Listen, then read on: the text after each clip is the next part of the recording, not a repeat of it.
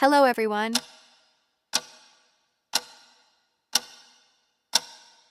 She was called too strange to be beautiful, too pale, too thin, too ghostly.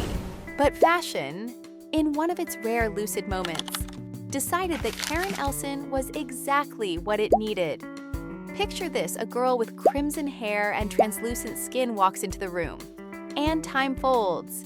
She is not trying to look like anyone. She is trying to be no one. And that is precisely why the world cannot look away.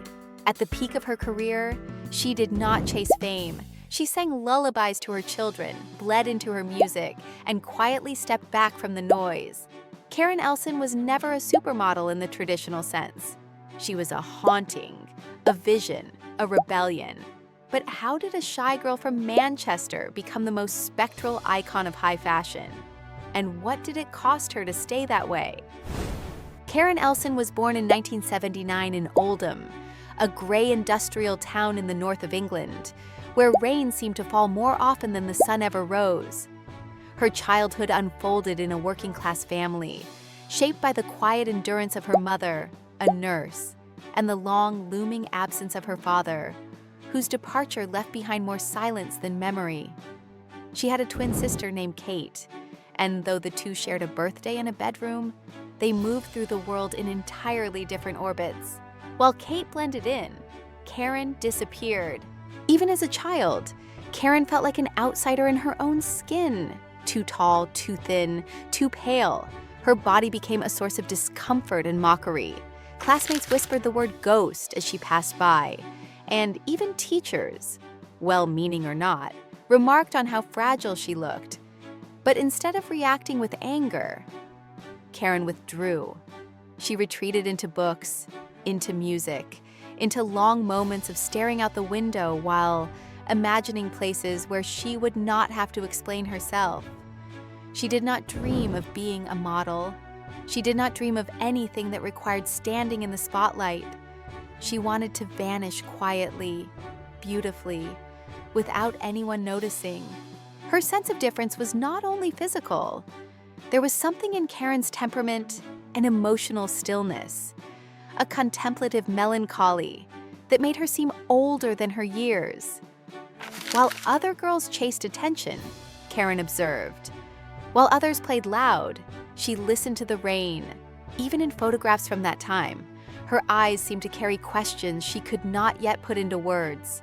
Grief, shame, longing, emotions too complex for a child, yet somehow familiar to her.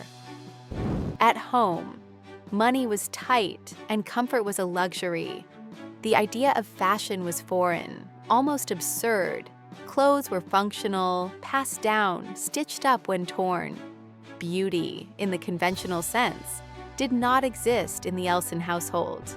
But Karen found her version of it in forgotten corners, the folds of an old velvet curtain, the way light filtered through dirty glass, the crackle of a Billie Holiday record playing from her mother's kitchen. She began to develop a private aesthetic, strange, poetic, and intensely personal. Karen Elson did not emerge from a glamorous origin story.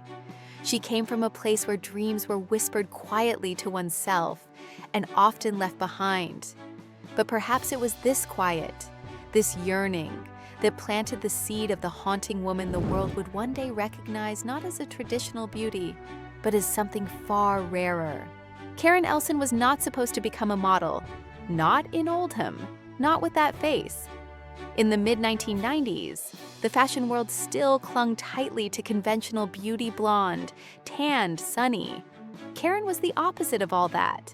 Pale as porcelain, with fiery red hair and cheekbones so sharp they looked like they could draw blood. She walked through life more like a shadow than a statement. But sometimes, the right pair of eyes can change everything. She was 16 when it happened, walking through Manchester. Karen was spotted by a local model scout named Deborah Burns.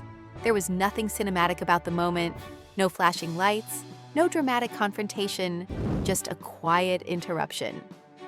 "You should be in front of a camera," Karen laughed. She had braces. She barely made eye contact with strangers. but something in the woman's voice planted a strange, trembling idea inside her. That weekend, she visited Boss Model Management. She wore no makeup. Her hair was tied back. She expected nothing. They signed her on the spot. In the beginning, Karen did not fit, not in castings, not in test shoots. Her look was described as difficult, too intense, not marketable. She was sent to Paris, but the response was ice cold. One agency told her she looked like she belonged in a Tim Burton film, not a Versace campaign. It was not meant as a compliment. She cried in hotel bathrooms. She called her mother and said maybe she should quit. But her mother, who had seen that haunted sensitivity for years, told her one thing: stay. And so she stayed. The turning point came in 1997 when famed photographer Steven Meisel cast Karen for the cover of Italian Vogue. It was not just any cover. It was a statement. Meisel did not airbrush her strangeness. He amplified it. Her pale skin glowed like marble. Her hair was dyed an even deeper red. The image was not meant to sell clothes, it was meant to stop time. The issue was a sensation, and Karen Elson became an enigma the industry could not ignore. Almost overnight, the doors that had once closed in her face were now wide open.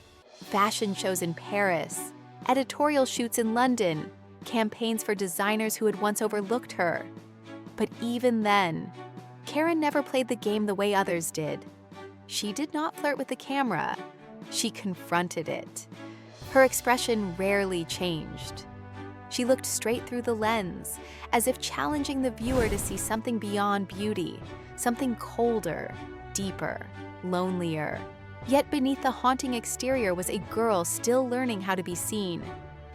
The backstage world of modeling filled with hunger, pressure, and unspoken rules overwhelmed her. She learned to survive by retreating inward. On some days, she loved the work, the art, the transformation. On others, she questioned if the industry saw her or just the image it had created from her. But even as she doubted, she kept going quietly, relentlessly. By the age of 18, Karen Elson was no longer just a girl from Oldham. She was walking for Jean-Paul Gaultier, Chanel, and Alexander McQueen. She was the ghost who refused to fade. The girl who had once been mocked for her appearance was now gracing the pages of Vogue, W, and Harper's Bazaar. But she carried that old silence with her, the silence of a girl who had grown up feeling invisible, and now was being seen by millions. It was not a fairy tale. There was no glittering epiphany, no Cinderella moment. Karen's entry into fashion was a slow burn, a collision between someone who never fit in and an industry that, for once, made room for the misfit. She did not win the world with charm. She haunted it into paying attention. When Karen Elson walked into a room during the late 1990s, everything stopped, not because she demanded attention, but because her presence made silence feel sacred. Her breakthrough did not explode like fireworks, it crept in like fog, quietly devouring every corner of the fashion world, until her image became inescapable. After her Vogue Italia cover with Steven Meisel, Karen became the muse no one saw coming. Designers who had once rejected her now reimagined collections around her. She was not the kind of model who wore clothes. She transformed them.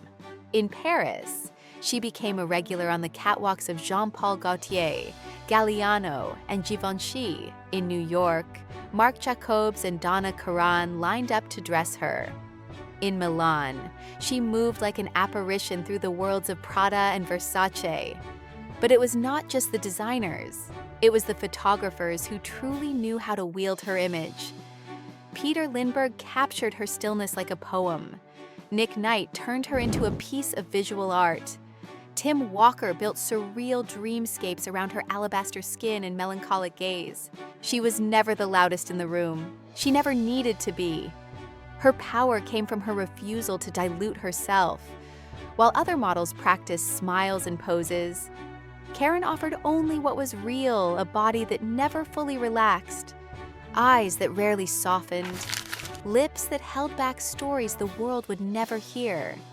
And somehow, that restraint made her irresistible. Campaigns followed one after another.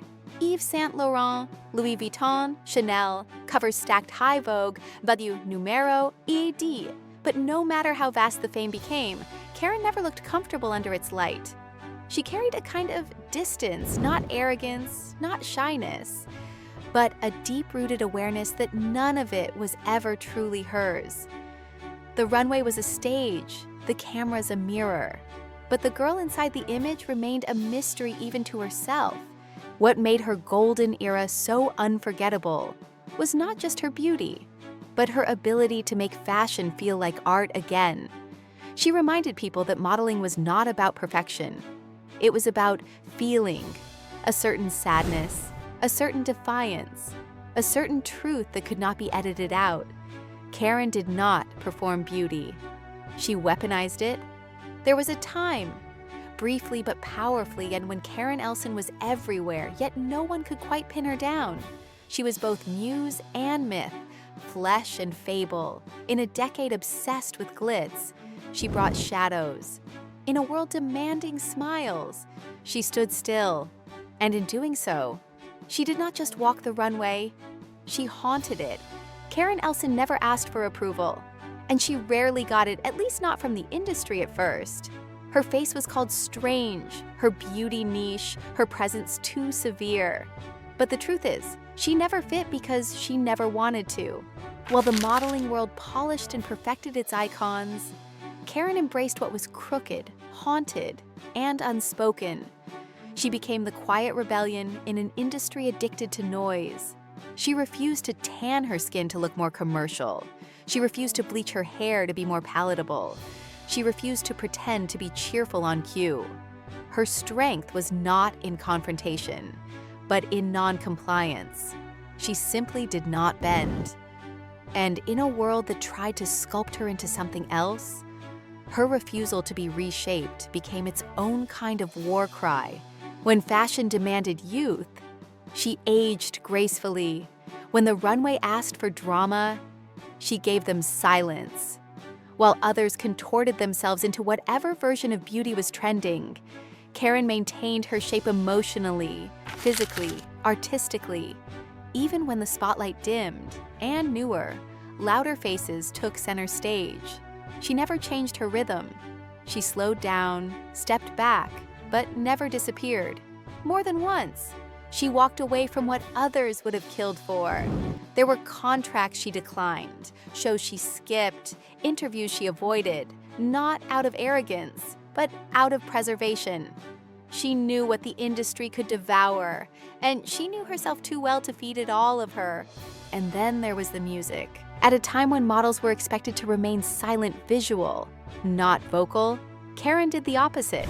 She picked up a guitar, she wrote songs, she sang with rawness, with fragility, with truth.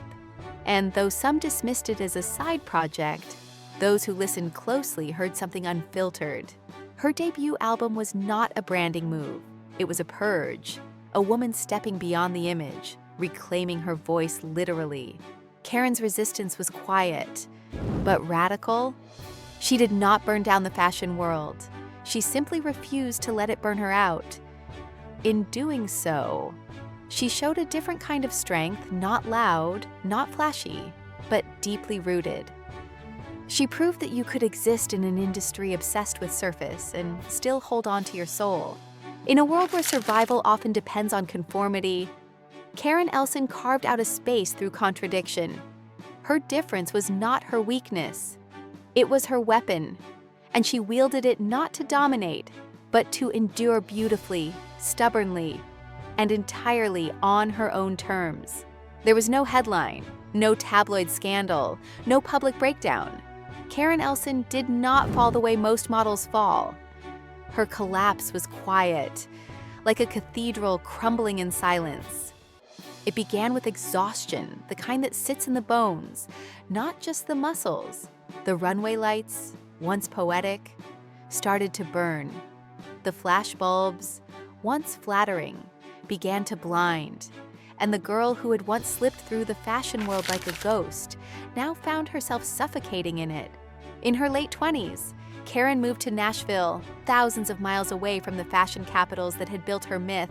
She wanted peace. She wanted motherhood. She wanted to feel real. She married Jack White, the enigmatic frontman of the White Stripes. On the surface, it looked like a surreal fairy tale, the model and the rock star, the beauty and the poet. But beneath the glamour was turbulence. Their love burned bright, then burned out. In 2011, they announced their divorce in a strange theatrical way, hosting a divorce party to celebrate the end of their marriage. The world laughed, confused by the symbolism, but Karen was not laughing. That was the year her voice cracked. She began to open up in interviews about what the fashion world had taken, the body image trauma, the eating disorders she never named but never denied, the pressure to smile, to disappear, to be what others wanted, even when it went against every instinct. She spoke about depression not as a dramatic confession, but as a quiet truth. It had always followed her, like a shadow in her mirror. Sometimes she managed to outrun it. Other times, it caught her mid-stride. During this time, she turned away from modeling and poured herself into music. Her songs were not hits. They were confessions, lyrics about heartbreak, invisibility, and trying to build a life beyond the image. Each note sounded like a woman, clawing back her identity from the industry that had distorted it. Critics called her voice raw, aching, uneven. But that was the point. It was not polished. It was not produced. It was hers. She still modeled occasionally, but on her own terms. No more crash diets, no more false smiles, no more pretending that everything was fine when it was not. She became an advocate subtly, powerfully for models who felt like they had no voice, for girls who looked in the mirror and saw only flaws, for women who needed permission to slow down, to step away, to fall and still be whole. Karen Elson did not disappear. She withdrew. She stepped out of the spotlight, not to vanish, but to survive. And in doing so, she reminded the world that even ghosts need rest. Even muses need space to be human. Karen Elson never chased permanence. She moved through fashion like a fleeting thought present, haunting and gone before you could name it. And yet, she remains. Not in the usual sense. Not in metrics or magazine covers or contracts. She remains in the memory of a certain era, when fashion flirted with darkness and found its most unexpected muse. Her legacy is not about dominance. It is about defiance, the kind that whispers instead of screams. She taught an industry obsessed with symmetry that there is power in imbalance. She showed that fragility is not the opposite of strength. It is one of its most honest forms. Karen Elson was never just a face. She was a mood, a feeling, a reminder that beauty can be uncomfortable and still unforgettable. Now in her 40s, she continues to model, to sing, to raise her children. She does not try to reclaim her peak. She does not need to. She has found something rarer, peace, in a world that often forgets its muses as quickly as it elevates them. Karen has become something even more enduring, a woman who walked away from the myth and chose herself. Maybe she was never meant to be a supermodel. Maybe she was always meant to be a ghost, a flame, a question. And maybe that is why we still see her not on every runway, not on every cover, but somewhere deeper, in the silence after a song, in the photograph that still stares back, in the beauty that refuses to explain itself.